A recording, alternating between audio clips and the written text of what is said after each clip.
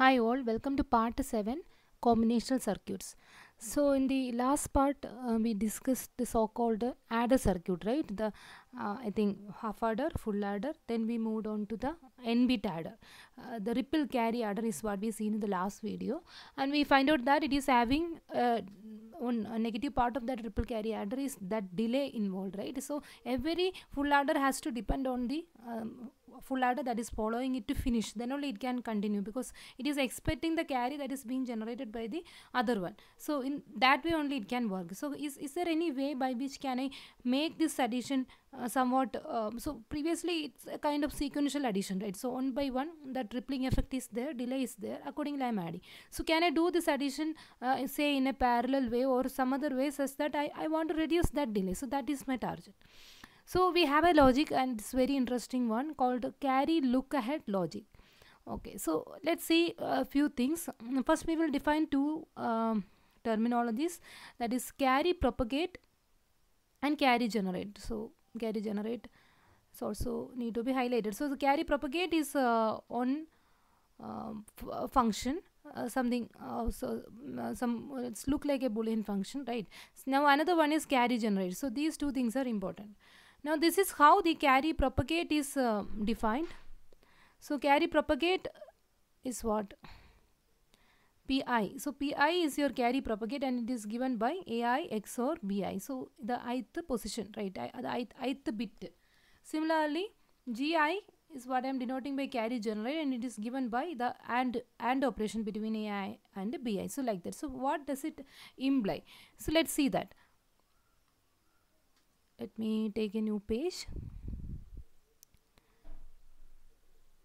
Yeah, when you try to add two numbers, so in general what we seen already, suppose I have two number A and B. So when I'm writing in bit position, the first number is like A0, A1, A2, say etc, some ith position, right? AI etc, some an minus 1. Now second number is like a bn minus 1 etc, say bi, some ith position, intermediate position, b2, b1, b0. So like that, these two numbers I'm trying to add, I'm getting a sum like s0, s1, s2 etc, the sith sum bit etc, Sn minus 1. So this is how the addition is happening. Now using full adder, first of all this one will work and it will generate a carry, that it will take, like that the normal ripple carry adder is working, right? Now we are observing it somewhat deeper, and what we can find is, so see, whenever I am getting a carry, so we can call it as the carry for the ith position. Hope you remember. So from this position, so when you are adding A0 and B0, it will generate a sum bit and a carry bit, right? So that carry bit is what you are propagating towards this position. So that is typically denoted by the carry bit for the position C1, right? So something like for A1, B1, I am having a carry bit C1, and this C1 is actually generated from here. So when you add this A0 and B0, a sum bit I am denoting by S0, and a carry bit for the position of AI BI, so where that I is equal to 1, so that is why I am denoting it like C1. Similarly from here, when you are adding, it will generate a sum bit and a carry bit that you will give to this position, right? Similarly from this AI minus 1 position, it will generate a carry for the ith position, ith bits, so that we denote by Ci. So hope you remember the notation and all, right? Now if that is the case, so when you are trying to add this, what is a situation that this carry is having a chance to propagate, something like that. Okay, so let's see that. So for that, let's focus on this bit position a little bit closer. So what I'm trying to say is like, so what we are focusing is the ith bit, right? This ith bit for A and B. Similarly, you know, following this ith position, what we have is I minus 1 the position towards right, ai minus 1. Similarly here we have a bi minus 1, and before this we have the position ai plus 1, and here we have a bi plus 1. So like that the bits are distributed. So this will go up to a0, and this will go up to b0, and here this will go up to a n minus 1, and here this will go up to a n minus b n minus 1. So like that we have two numbers to be added. Now when you are adding them together, what you can see is I'm just focusing on this ith position. So this position I am interested, and I know that the carry that is coming to this position is typically we denote by Ci, and similarly from here to here the carry that is moving is what we denote by Ci plus 1, right? So that is the case. Now tell me, what are all the situations where the Ci plus 1 is equal to 1? I mean, whenever when I can say that a carry is being generated. So that is my first question. So a carry is being generated, definitely this Ai and Bi, if both of them are 1. Assume that when you're trying to add, don't think about the other bits positions and all. So just focus on the bit position, this Ai, Bi only. Suppose this Ai is 1 and Bi is also 1, and you know, when you are adding this 1 and 1, you will get a sum that is 0 and you will get a carry that is 1. Hope you remember, right? Because 1 plus 1 is 0 and a carry 1. So Ci plus 1 is equal to 1 when both Ai and Bi is equal to 1. Is it clear, right? So this is what we are calling as carry generate. So typically we denote this situation by something called so what is the notation? Gi. So Gi is the carry generate function, and that is given by the bit position Ai and with the bit position Bi. So when both Ai and Bi are 1, so listen carefully, when both Ai and Bi are 1, the AND operation is going to give you a 1, right? Or Gi will be 1. So Gi is equal to 1 means a carry is being freshly generated at the ith position. So that is the meaning. So when both this Ai and Bi are 1, so definitely sum is 0 and carry is 1, that you know.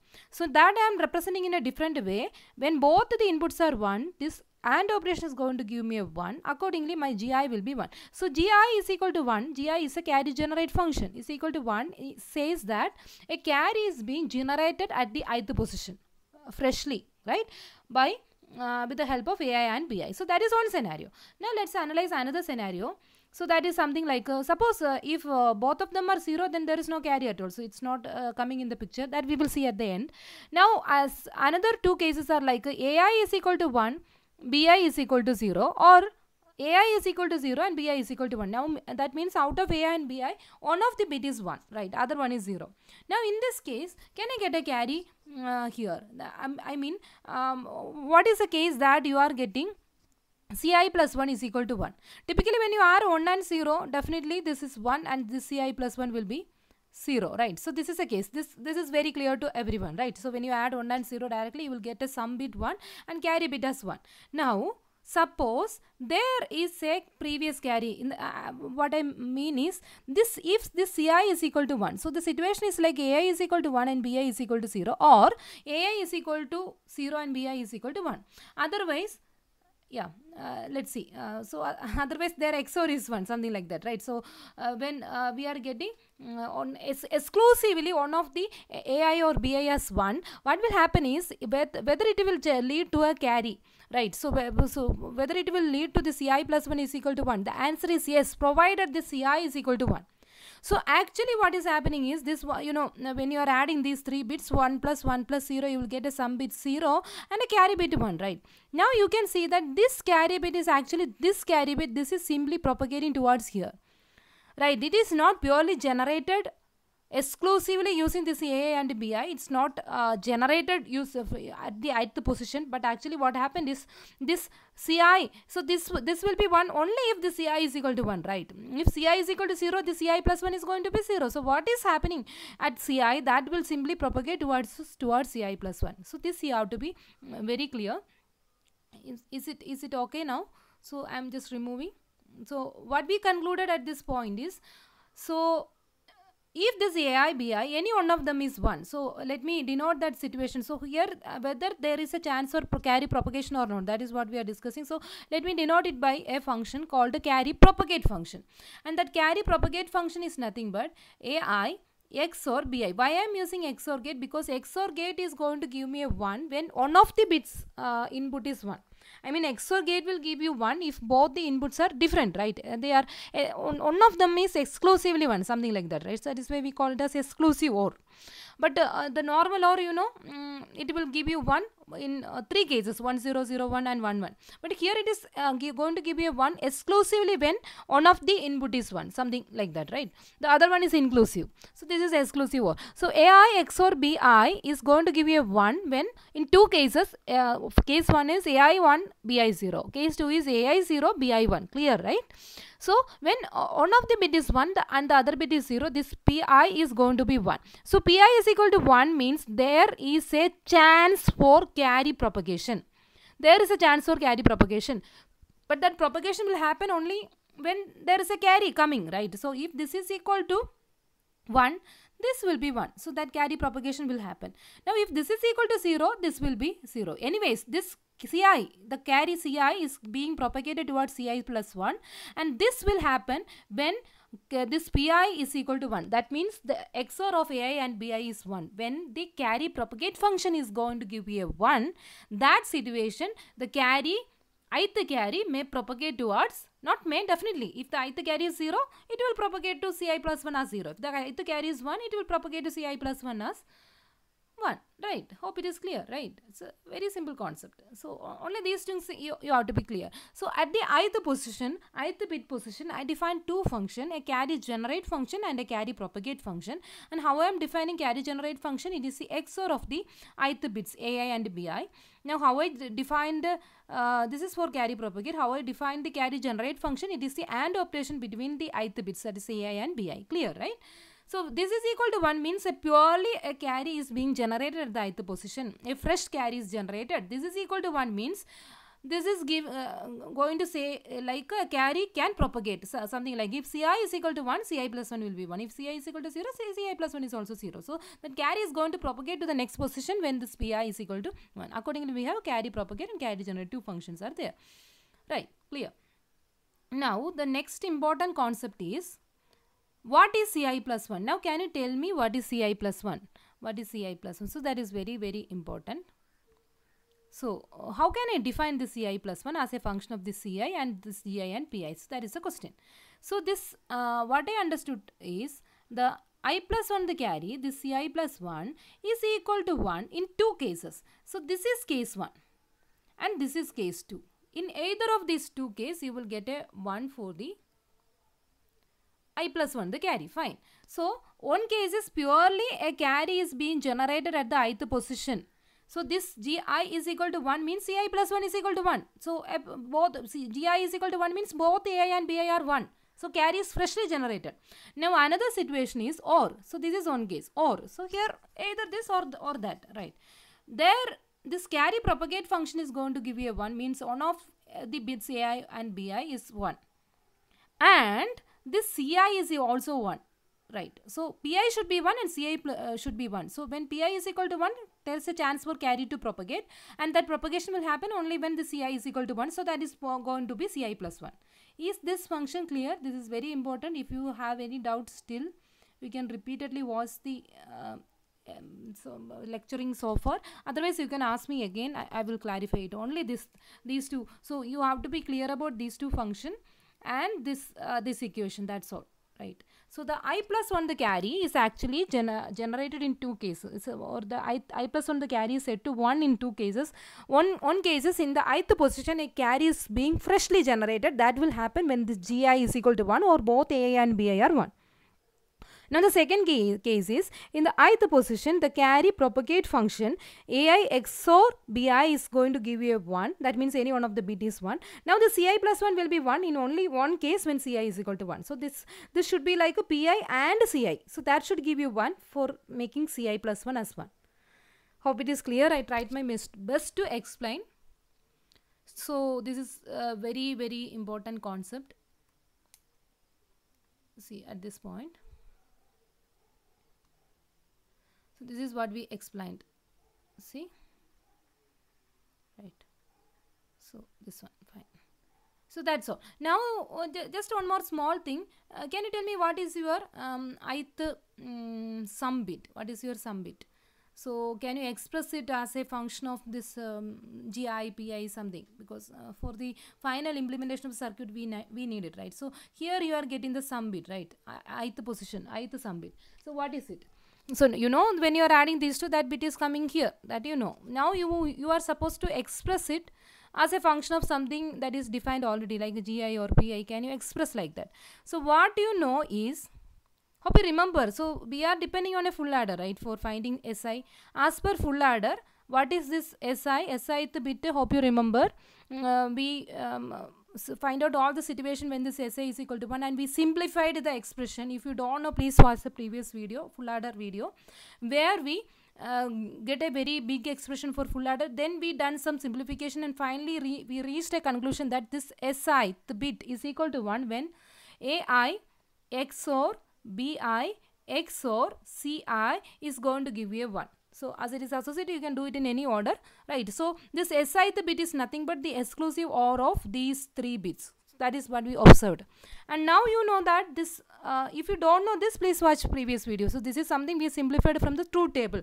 We taken using 3 variable, all the 8 combination we taken, and what are all the situation when this si is equal to 1, that you tried using k-map, and then you understood that k-map simplification is not possible. Then you, by using Boolean algebraic laws and all, you come up with this kind of a derivation for the sum bit, ith sum bit. Now you know this ai and bi is something you already calculated as pi, right? So this whole thing you can substitute it as pi xor ci.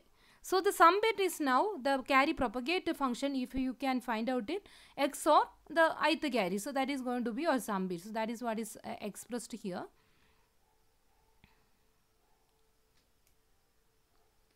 Yeah, this one, fine.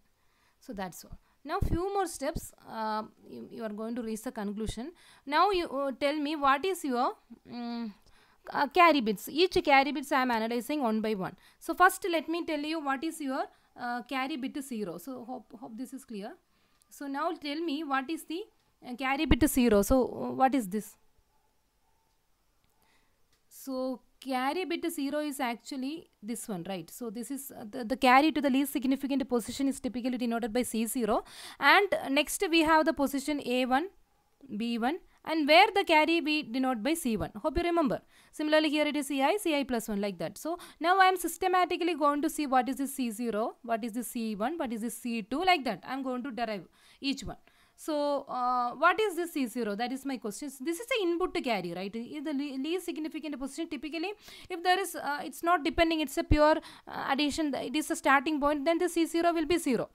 If it is something like, hope you remember how we implemented 8-bit addition using 4-bit adders, and that time the least significant 4-bit adder given a carry to the most significant 4-bit adder, and that time it was something like input to carry. So we can call the C0 as the input to carry. So C0 is your input to carry, fine, it's a input to carry. Now tell me what is your C1. So C1, so now you know what is C1. C1 is actually the carry generated from this A0 and B0, right? From these two positions you are getting the C1. Now express this C1 using this function. So that is your task. So using this function you have to express. So let me write using which color? Fine. Yeah. So we have limited space here, but still if I'm okay, let's take a new page. So what we observed is like here you can use any color. So when you write the bit position like an minus 1 etc, some ai plus 1 position, ai the position, ai minus 1 the position etc, a1 a0 plus bn minus 1 etc, bi plus 1 bi minus 1, then b1 b0. So like the two numbers you are trying to add, and you're going to see what is this sum bit s0, and the carry that is coming to this position is what we denote by c0. Hope you remember, right? C0. Let's see, use a different color for that. So here it is s1, here it is si minus 1, si plus 1. So this is just a generalized notation, that's all. And you know the carry that is coming to this least significant position we denote by C0. Here it is C1. So like that. So here it is Ci minus 1. Here it is Ci. Here it is Ci plus 1. Similarly here it is Cn minus 1. Like that the carry bits we are having, using which we add. And the C0 is our input to carry. Typically it is 0 if we are, it is a starting point. So I can call it as the input to carry.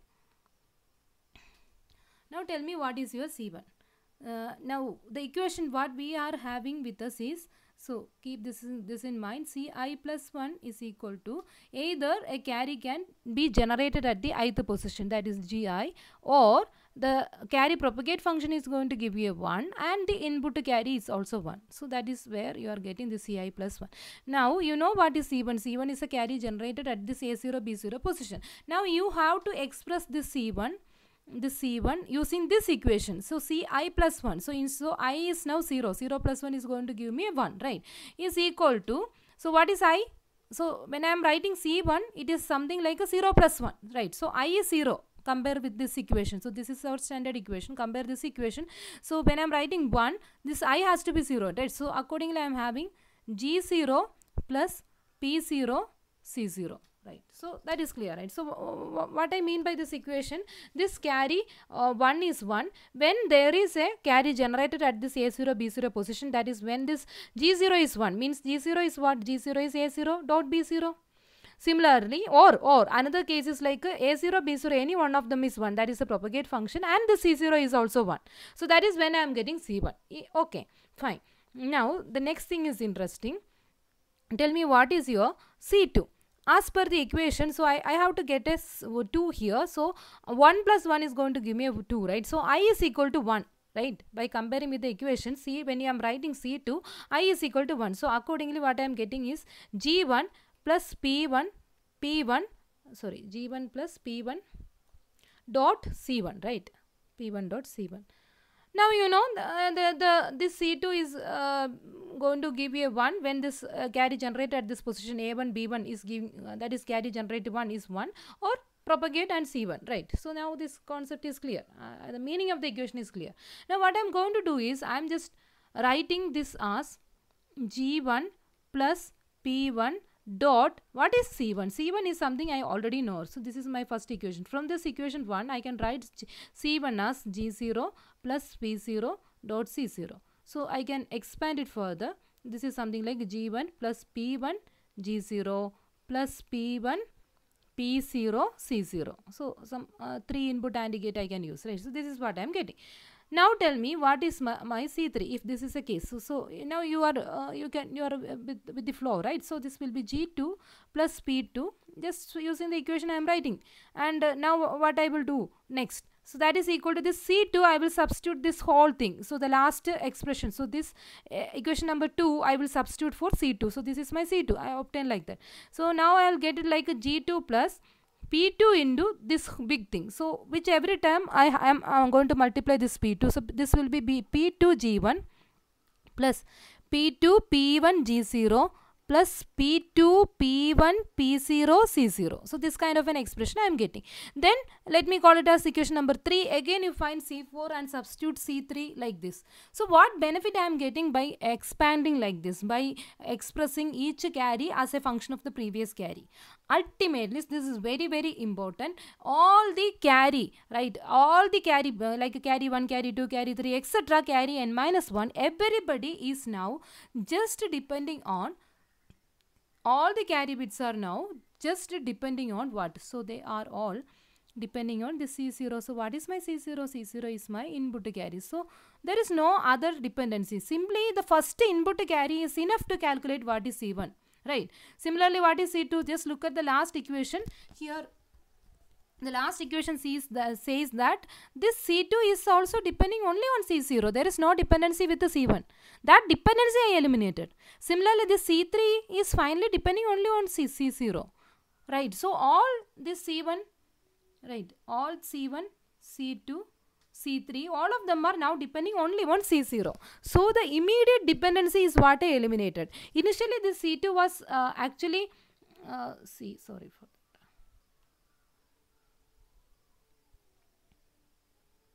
Initially this C2 was depending C1, but I eliminated that dependency and finally I expressed the C2 as a function of this input to carry C0 alone. Similarly, the C3 was depending C2, but I eliminated that dependency and finally I expressed the C3 as a function of the input to carry C0 alone.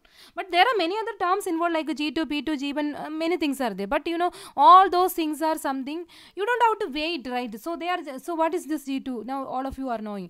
G2 is A2 dot B2. You know the second bit position. Simply perform the AND operation. what is P2?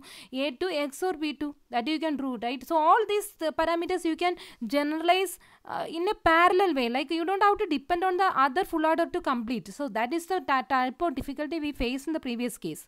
So the least significant full order is to be finished to work the next full order, then that has to be finished to work the next full order, because everybody is depending on the carry being generated at the position following it. But here we eliminated the dependency fully. Now everybody is depending, all the carry bits are depending only on C0, and this all GI is fine. But is there any difficulty for finding out GI, PI? Simply, G0 you can find out, right? A0 dot B0, G1 A1 dot B1, G2 A2 dot B2, like that. Gn minus 1 an minus 1 dot bn minus 1. Simply by performing an AND operation among all these positions, you will get all GIs, like G0, G1, G2, etc. Gn minus 1. Similarly, you can find out all PIs, right? P0, P1, P2, etc. Pn minus 1, simply by performing XOR among the bit position. If that is the case in a single cycle, I mean, you don't have to depend on someone else to work out. You can do all these things parallelly, right? Because all the bits are available to me. I don't have to wait for someone else to finish some calculation to proceed further. I am readily available. I am readily having all these bits. So I simply generate all the carries as well, I mean GIs and PIs, and using that I will calculate all the carries. So all the carry bits like C0 to Cn minus 1, I can generate in a single cycle. So this is very important. In a single stretch, by using some parallel circuit, I can generate all CIs, right? All CIs. Once I generate all CIs, I can simply add this CI vector. I can call it as a CI vector, C0 to Cn minus 1. Everything I am generating in a single cycle, single clock cycle, because I am getting all GIs like G0, G1, G2 together. I can calculate like so just simply I am adding all. I am performing using some n and on the background I am applying some parallelism, right? Circuit has to be able to perform all these operation parallelism. Parallel logic is needed. In the sense, this A0, B0, A1, B1, everything I have to execute at the same time. That I am okay. Okay, so if my hardware is okay, I have that much hardware, I can generate all GI, PI in a single clock cycle, because everybody is working together and all GI, PI are generated. Now using them, I am generating all CIs together. So all those things are happening. Maybe in the first clock cycle I will generate all GI, PI together, and in the second clock cycle I will generate all the CIs together, right? So once I am getting the CI, GI, PI, what I will do, in the third clock cycle I will go for the addition. But it is not like a 3 clock cycle, it will take some more, because this XOR operation and operation, the time taken is different. So accordingly we will, if you want the correct analysis, but the whole thing is it is something constant. So it is not going to depend on the number of bits in the input, like how many bits. So in case of 4-bit adder, 8-bit adder, 16-bit adder, everywhere the time taken will be same. So that is the benefit I am getting. But that much hardware I should provide in the background. So that about it. So we will conclude now. So what we see now is so it's very interesting, right? So just as a function of the input carry C0, we expressed C1. So C1 is now depending only on C0. Similarly, C2. So the intermediate steps are there. It's a final expression for C2. That is also depending only on C0. C3 is also depending only on C0. So like that I express, right? So these things I can generate in parallel. Now, this kind of a circuit I am using. So what this circuit is doing, it is having all these things in hand, so C0 is the input to carry. Then what is G0? You can calculate it, right? Like A0 dot B0, like that I can calculate this G0.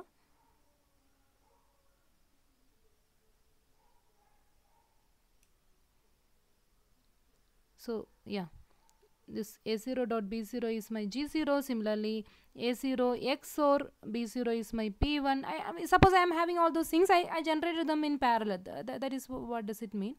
This is like G1. So G1 is like B1.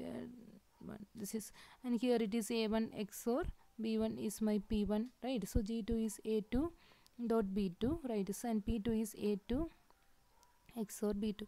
So like that I'm having all those things in my hand. Then hope you remembered. So how you can generate this C1? So C1 is what? C1 was like G0 or P0 C0. That was your C1, right? So hope you remember the expression for C1. Yeah, this one. C1 is G0 plus P0 C0. Now G0. So what is G0? So G0 is coming like this. So see, This is your G0. G0 you are applying to this OR gate. Then this P0 is coming, right? P0 is coming, and C0 I need. This is my C0. C0 is moving because it is needed by everyone, right? So it is moving like this. So from here I am taking C0.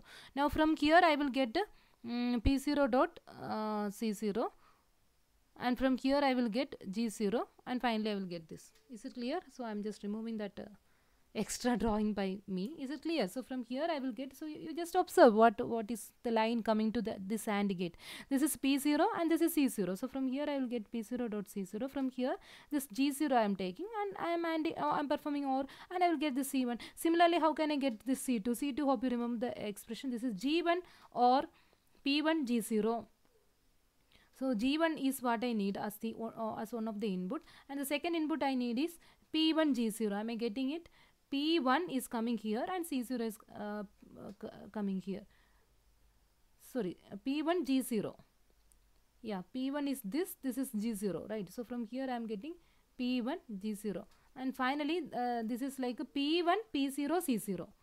I need all of them, right? P1 I want this P1 I want. Then P0 also I want. See the lines going, so that you have to be careful when you are drawing. And C0 is also there, like that. So this will be like a G1 or P1 G0 or P1 P0 C0. Similarly, you know that very big expression for C3, and that you are getting, that you can verify. So like that, you know, this circuit is what I can call this logic, the carry look ahead generator. So I am having some kind of look ahead. So I'm generating the carries in advance before starting my actual addition. I am having some kind of look ahead, and with the help of that I'm generating all the carries. So that is why it's called as carry look ahead generator. Okay, so I'm generating all the carries like that. So this is the circuit, like the carry look ahead generator. So the this square black some box you can see, right? Some black box you can see, but inside this black box what is happening? This is a circuit that is inside this carry look ahead generator. So carry look ahead generator is simply denoted like this, but actually this was a circuit. So that and they are showing you C0 is directly given, and what is my G0? G0 is AND of A0 and B0. I written like that, right? So here I written like A0 B0. So that one they implemented using an AND gate. That's all. Similarly, you perform XOR, that will be your P0. So like that you can give all the so for the carry look ahead generator you are supposed to give the input to carry, then the carry generates like G0, G1, etc., P0, P1, etc., P3, and that is going to generate you all the carries in advance, like C1, C0, C1, C2, C3, etc. So here there is no dependency with the right, the full adders, like that what we seen in the ripple carry adder, right?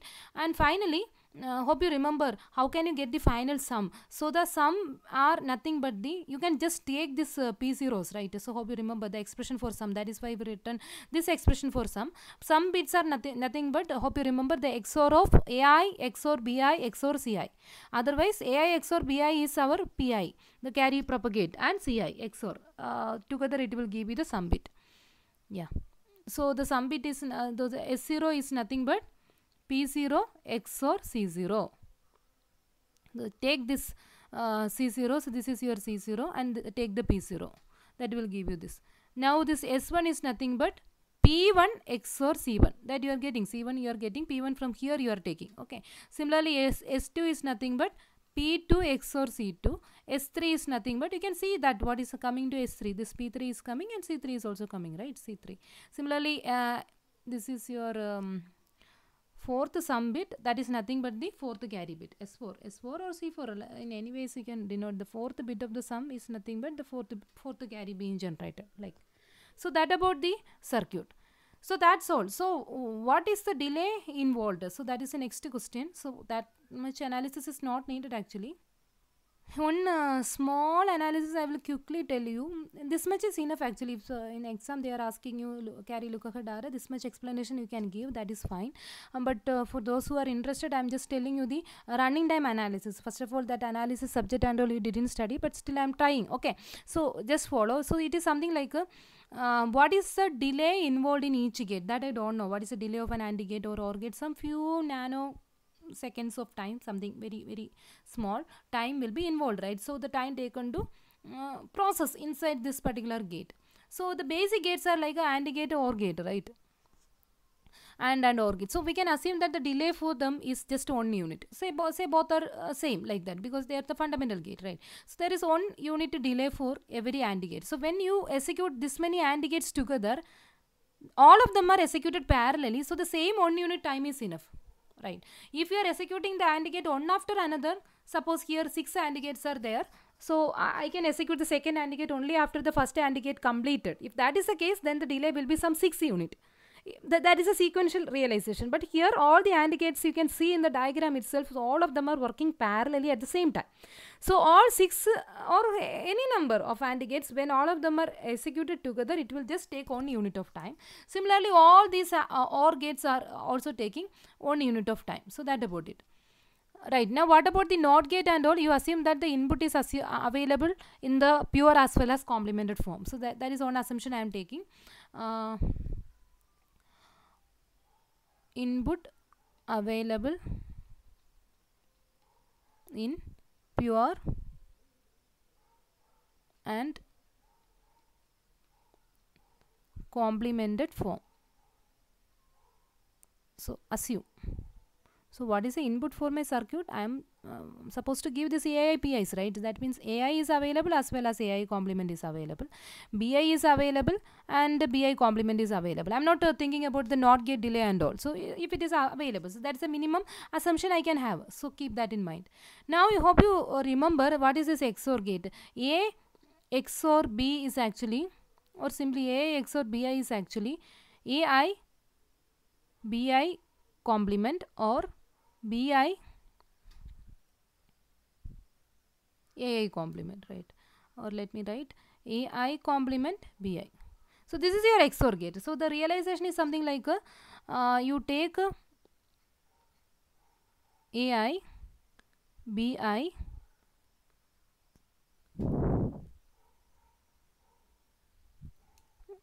see, this is your AI, this is your BI.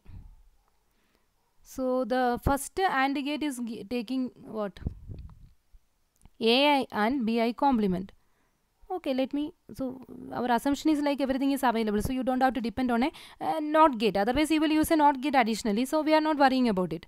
And the second one is taking this BI and AI complement, and these two things are further I have to pass through an OR gate, and this is going to give you AI XOR BI. Is it clear? So this is your XOR operation and you know it already, right? So you are already familiar with it. Yeah. So this is your XOR. So XOR gate, you know, it is something like 1 unit time for AND and 1 unit time for OR. So it is something, so you can't say that here you can see that this XOR and AND are working together. So AND gate is taking 1 unit of time, fine. But what about XOR gate? You can't say that both AND and XOR gates are taking same time. It's not, because XOR gate is actually, it's not the fundamental gate, it's made up of AND and OR gate together, something like this. A 2-level AND OR realization is needed inside the XOR gate. So we can't assume like both AND gate and XOR gate are taking same time, but AND and OR gate are taking same time, that is logical, right? But XOR gate, inside XOR gate some extra complex circuit is involved. So just like that. So what is the conclusion is, the final conclusion, it's like this. What we assumed is AND gate and AND gate is taking 1 unit of time, right? OR gate is also taking 1 unit of time. If that is the case, this is our assumption actually. We don't know what is that 1 unit, but we assume both are taking same time, say 1 unit of time. So that the XOR gate will be taking, or some D unit, whatever it is, you can denote in any way. Okay, maybe you may be confused why 1 unit, somebody may be confused. Then let me take some d unit. I don't know what is this d. Okay, some very small unit time. So that this is taking d unit of time, this is taking d unit of time, so that this will be taking some 2d unit of time. So this is now meaningful because it is some kind of 2-level realization, right? So all together you can see that at this level, because all of them are working parallelly, so totally it will take you 2 unit of time, right? Actually 2 unit is needed for XOR and AND gate just need 1, but all are working together, this XOR will be dominating, right? So all together that first level circuit implementation is taking 2 unit of time. Now tell me what is the delay of carry look ahead generator alone. So this is the implementation of the carry look ahead generator, right? So the total delay of this is like a d unit of time for the AND gates together and another d unit of time for the OR gates together. So all together it is taking 2d unit of time, 2d unit of time. So I can say that this carry look ahead generator is also taking some so this is also taking some 2d unit of time. Okay, now finally here you can see a set of XOR gates. They are again working parallel, and for XOR gate we know that the delay is something like a 2d unit, right? 2d unit. So altogether this 2d, not 2 unit, it is 2d. Okay, this 2d I can see that some 6d unit time is taken totally, right? So we don't want this much detailed analysis. The thing is that this d is something fixed, right? So delay of a basic fundamental gate is what I assumed as some d unit. So that 6d is something, this is something constant, right? So what do you mean by constant?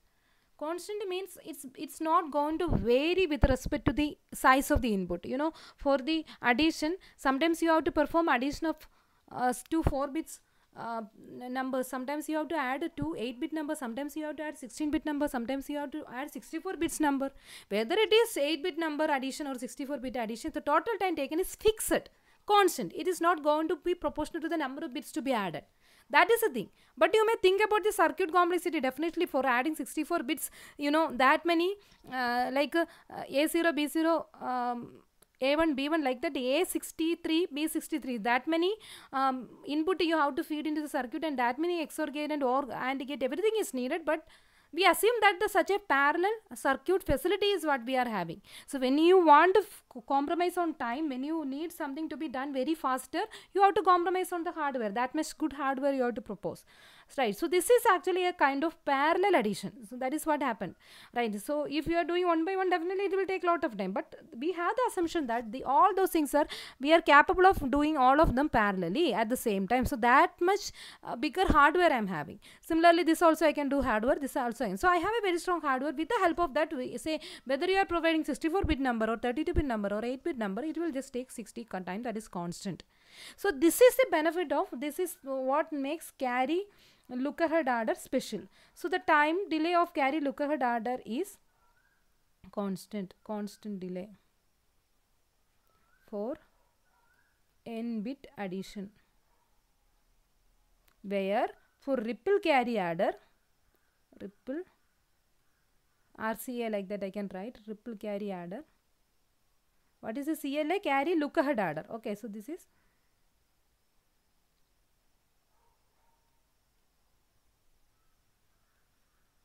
look ahead adder. Now ripple carry adder may RCA something, typically we don't have such shortcuts for it. Okay, ripple carry order, fine. It will take, so order of n time for n-bit addition. I mean, in data structure classes and all, I hope you have an idea about this notation, order of n, or the time is proportional to n, that's all. So that is this notation. So typically constants we denote by order of 1. So here it is order of n. So this is just a notation, and what is this donation and notation and all, if you don't know, you will study in data structure and algorithm classes. Okay, so that is something we are using in computer science. Anyways, this is very, very interesting. And the last part, you can just understand that the delay is constant, where in triple carry adder, the delay is something proportional to the number of bits to be added, right? That's all.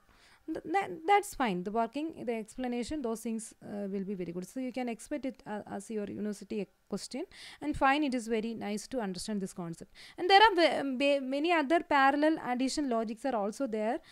Anyway, I am just discussing this one only. If you are interested, you can read it, right? Some carry save adder, CSA is another implementation. I am just giving the name. If you have time and if you are interested, you can read it by yourself.